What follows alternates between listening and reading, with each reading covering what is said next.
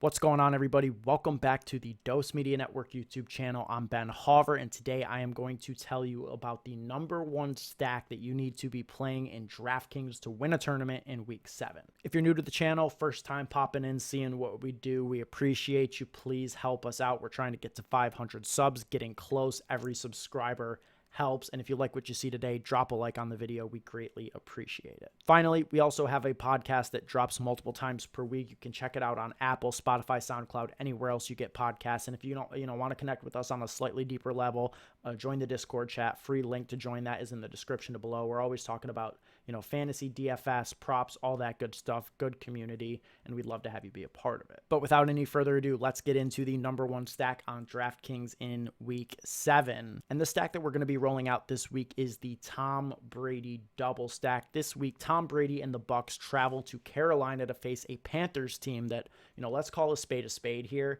is on the verge of a full-blown tank job. Head coach Matt Rule fired after 5 weeks. Robbie Anderson traded to Arizona early in the week. Christian McCaffrey traded to the 49ers late Thursday evening. DJ Moore is reportedly on the block as well. For the future of this franchise, right, these are probably all the correct moves. But for PJ Walker and this Panthers team in Week 7, they're dead. They're drawing stone dead to win this game. They might be drawing stone dead to even be competitive in this game.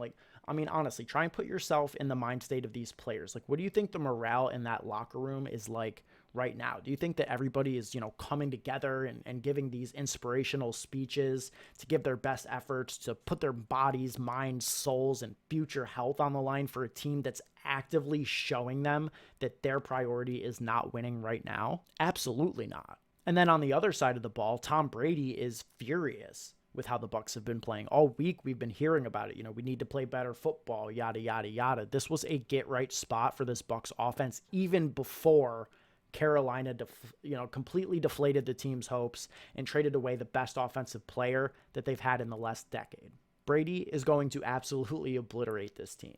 And I think the way that he does it is with Mike Evans, right? It's already been floated in the media this week. The team is aware Mike Evans had 4 targets last week. That's completely unacceptable. Mike Evans is coming in with a $6,900 price tag on DraftKings and an ownership projection sub 10%. I think Big Mike is hands down the best tournament wide receiver play on the slate. Chris Godwin's a strong play this week as well at 6,300. That being said, I think that he is going to come with far more ownership, probably above 20% when it's all said and done.